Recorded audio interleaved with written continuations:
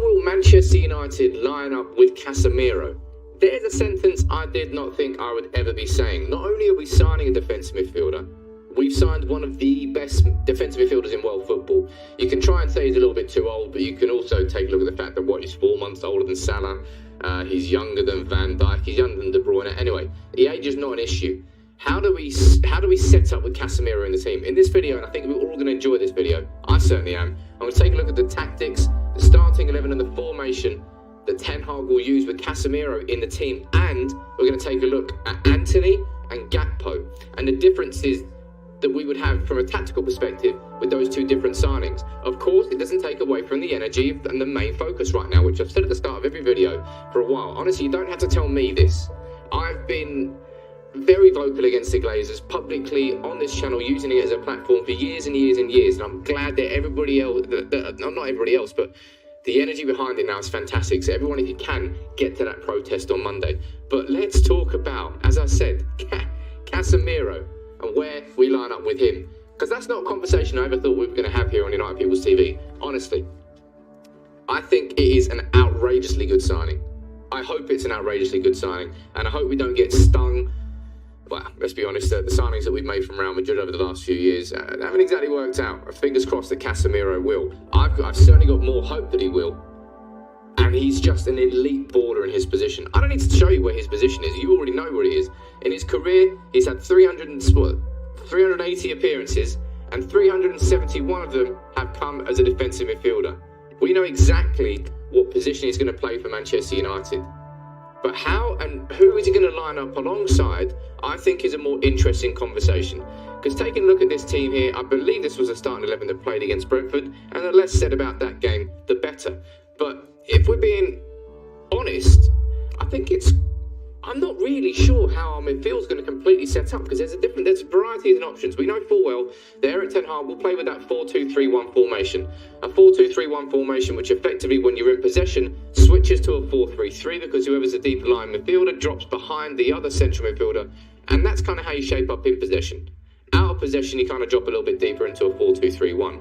But on paper, you're looking at Fred going out there and Casemiro coming in. But this is the interesting thing and the interesting conversation, I believe, because I think there's a conversation to be had. You can probably throw Bruno in this too, but we'll speak about that number 10 role.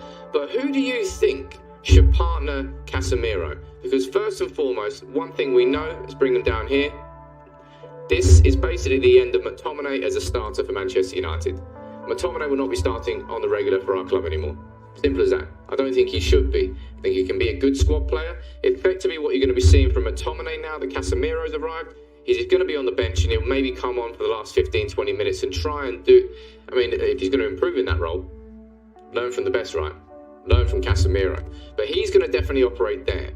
Now, if you're looking at how Casemiro's set up with Fred in the Brazil team, they're a partnership that's worked very well together. Fred and Casemiro are a good blend. Casemiro, a pure ball-winning number 6. One thing I'm really, really looking forward to seeing is, I guarantee you that both of our centre-backs, whoever's playing, will look significantly better because Casemiro is sitting in front of them. I've slated Harry Maguire. I've been very, very vocal against him. But our centre-backs have never had the protection that they needed in the Premier League. Because we haven't had that proper holding midfielder who knows how to screen this area. Casemiro, he'll eat that space up for breakfast. He will improve our centre-backs, and that's something I definitely am looking forward to seeing. But in terms of his partner, I think it's got to be either Fred or Eriksen, and it depends what Erik Ten Hag wants to do. I think Eriksen has shown that he's fit and capable of playing 90 minutes and playing inside that role. Quite physically demanding playing in central midfield. But Fred and Casemiro have got a partnership. They know how each other plays. So I think it's a really interesting dynamic.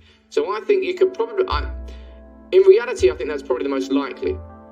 Is Casemiro sitting just behind Fred, and maybe Bruno and Eriksen swapping in and out. But I effectively think that it's going to be Eriksen swapping in and out for both Bruno and Fred across the season. Let's be honest, in the last couple of games, let's be honest, so far, everybody really has massively underperformed. Bruno Fernandes on paper might be a guaranteed starter, but I don't think he is. You could even see that in certain occasions with Eriksen going in as a number 10 and Fred operating behind him. Or on paper, you could see Eriksen playing in front of Casemiro and Bruno playing up there. What we've got here genuinely is options.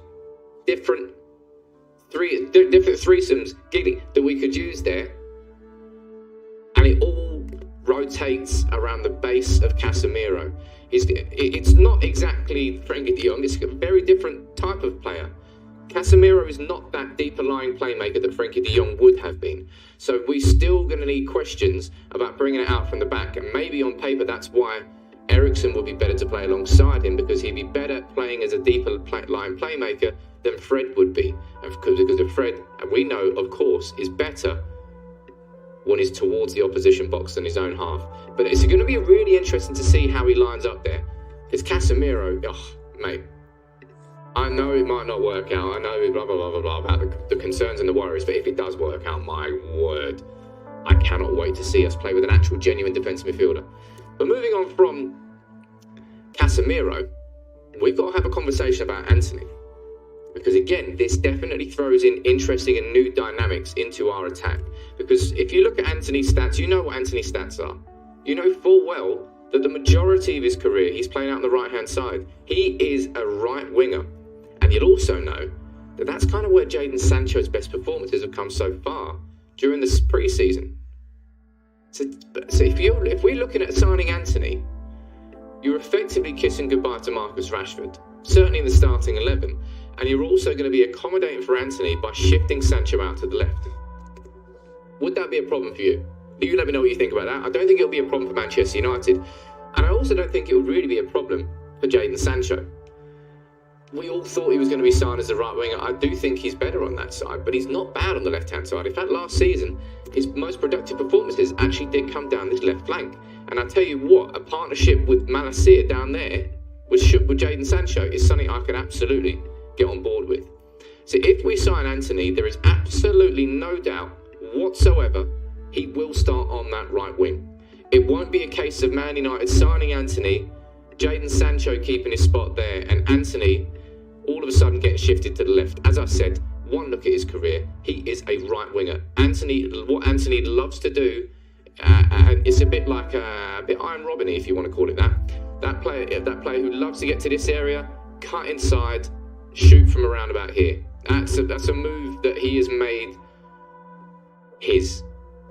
He's very, very good at it. He really, really is. So there's absolutely no doubt whatsoever that if Manchester United do sign Antony, that he will go on that right wing, in my opinion anyway, that we will see Jadon Sancho shift to the left, and the person who's going to be coming out the starting 11 is going to be Marcus Rashford, and he would then have to force his way back into the team. His competition would therefore be Jadon Sancho for that left-hand side, because we all know that Rashford's pretty ineffective on the right.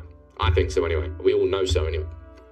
And the interesting thing and the different part here is that if Manchester United do get priced out of a move for Antony from Ajax, then it looks like we're going to go for Gakpo. I don't think we'll get both, but shit me, if United are spunking the money the way they're spunking it in this window, I don't know, maybe we will get both.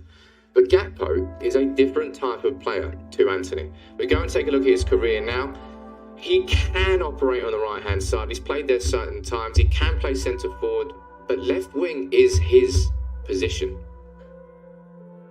So if we sign Gakpo, then Sancho will be keeping his spot there on the right-hand side, get Antony out there, and it will be Gakpo coming down to the left-hand side.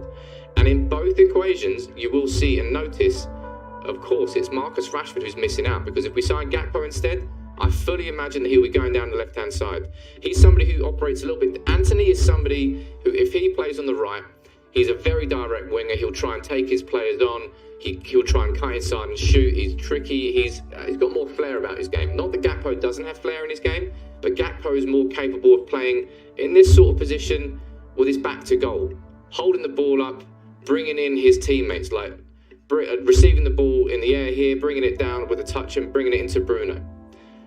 He can go out the outside. He can cut in the inside. He can do quite a lot. But Gakpo would be a very different type of, I would argue, a very different type of signing to Antony. I can see the merits of both. If I'm being completely honest and being completely selfish, I'd love to have both of them. They both operate on different wings. We definitely need strengthening in both positions. But the one player who misses out no matter who we sign really, Gakpo or Antony, that's Marcus Rashford. And I think that's probably that's a fair reflection of his performances over the last 18 months, 2 years.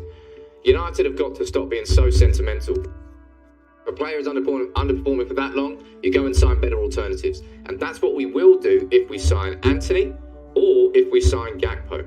As I said, they're two very different types of players. The one that's kind of easy to have a conversation about how we line up is Casemiro. We know exactly where he's playing. He will play in that role. Who partners him and who plays in the number 10, I think that could be rotated, but Casemiro that's going to be his position. McTominay is a player who misses out because of Casemiro being signed. And if we sign Gakpo on the left or we sign Antony on the right, it's Rashford is a player who misses out and gets shifted out of the 11, has to force his way back in. But that is, in my opinion, how I think we'll set up and line up with Casemiro. And there's an interesting conversation to be had there about Antony and Gakpo. We just had the beginnings of it there. You let me know what you think in the comments below. Make sure you subscribe to United People's TV if you are new. But I always said that we would be happy about our team come the end of the window. I didn't expect it to go down in the way it's gone down. There's so many reasons to be frustrated, and I'll reiterate what I said at the start of the video. Don't let it take away from the energy against the Glazers. Be there on Monday, focus on that. But you can be happy about signings being made at the same time. I just want to say that. You let me know what you think in the comments below. Take it easy.